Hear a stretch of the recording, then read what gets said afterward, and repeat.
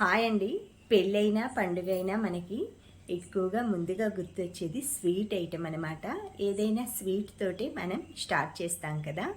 ఈరోజు నేను ఆ స్వీట్ ఐటెం అయిన గులాబ్ జామున్ అయితే చేసి చూపిస్తానండి. అది ఎలా చేస్తాను నేను నా మెథడ్లని చూపిస్తాను.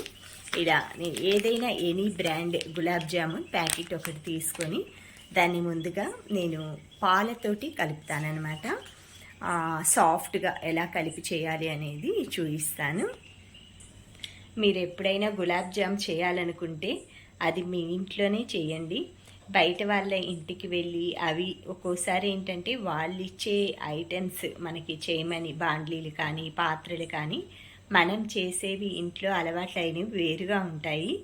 కొంచెం అక్కడికి వెళ్ళినప్పుడు టెన్షన్ తోటి కొన్ని పాడవుతుంటాయి. అలాంటప్పుడు మీరు ఏదైనా గిఫ్ట్ ఇవ్వాలనుకుంటే వాళ్ళకి చేసి మీరు ఇంట్లోనే చేసి ఇవ్వండి. అంతేకాని ఎవరింటికి వెళ్ళి గులాబ్ జాములు ఇలాంటివి చేయటం అలా హెల్పింగ్ ఏంటంటే మనం మంచి కోసమే చేస్తాము, కానీ అక్కడ మాటలు పడాల్సి వస్తుందన్నమాట.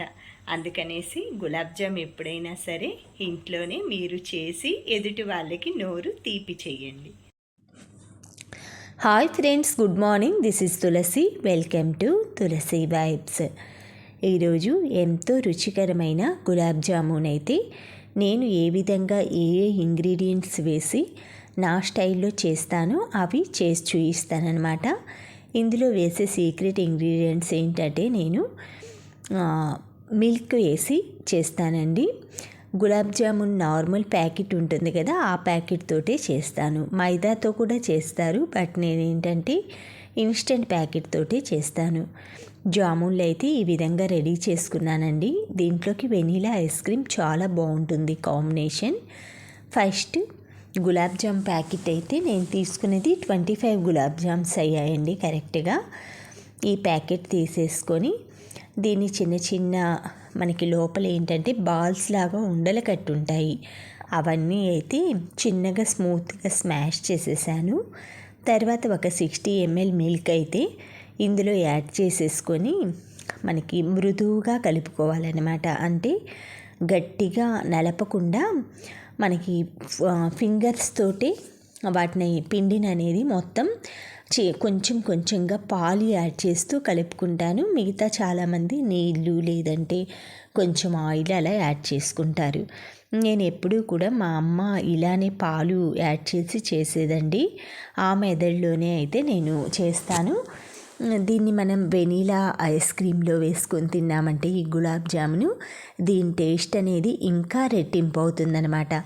ఎప్పుడైనా జామున్లు మనకి ఆఫ్టర్నూన్ లంచ్లో కావాలంటే ఈరోజు నైటే చేసుకోండి, లేదు ఈవినింగ్ డిన్నర్లో కంటే ఈ మార్నింగ్ తయారు చేసుకుంటే సరిపోతుంది.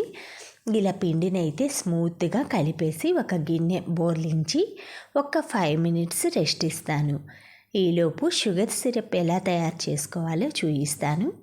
మనం పిండి తీసుకున్నాం కదండి, అంత క్వాంటిటీకి డబల్ అనమాట. 100 grams గులాబ్ జామున్ పౌడర్ అనుకోండి, 200 grams వచ్చేసి షుగర్ యాడ్ చేసుకోండి. ఆ షుగర్ మునిగే వరకు వాటర్ పోసి దాన్ని పాకం పట్టుకోవాలి. తర్వాత ఇలా అడుగు మందంగా ఉన్న బాండ్లీ, ఐరన్ బాండ్లీ ఉంటుంది కదా, అలా తీసుకోండి. మనకి జామున్స్ ఏంటంటే త్వరగా మాడిపోకుండా ఉంటాయి. అది పల్చటి వాటిలో పెట్టుకున్నామనుకోండి మాడిపోతాయి, ఆ స్టీల్ వాటికి అంటుకుపోతాయి అన్నమాట. అందుకని ఎప్పుడైనా నాన్ స్టిక్ కానీ ఇలా ఇనప కడాయి కానీ పెట్టుకోండి. స్టీల్ వాటిల్లో అయితే అస్సలు చెయ్యొద్దు ఎక్కువగా, అవి తొందరగా హీట్ అవుతాయి. గులాబ్ జామున్ ఏంటంటే లోపల పచ్చిగా ఉండి పైన తొందరగా కలర్ చేంజ్ అవుతుంది. ఇలా సిమ్లో పెట్టేసేసుకొని ఆయిల్ హీట్ ఎక్కాక మీరు నెయ్యి కానీ యూస్ చేసుకోవచ్చు. నేనైతే పల్లి నూనె వాడుతున్నానండి గులాబ్ జామున్కి.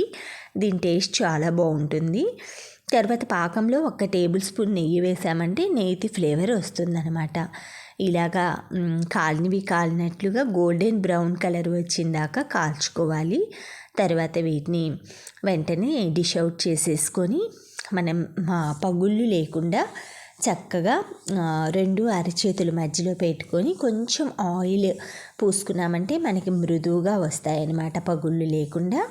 అలా అన్నీ వేయించుకొని ఇలా షుగర్ సిరప్లో వేడి వేడి జామున్స్ని ఇందులో వేసేసుకోవాలండి. అంతే, ఎంతో రుచికరమైన యామీ యామీ గులాబ్ జామున్ రెడీ అయిపోయిందండి.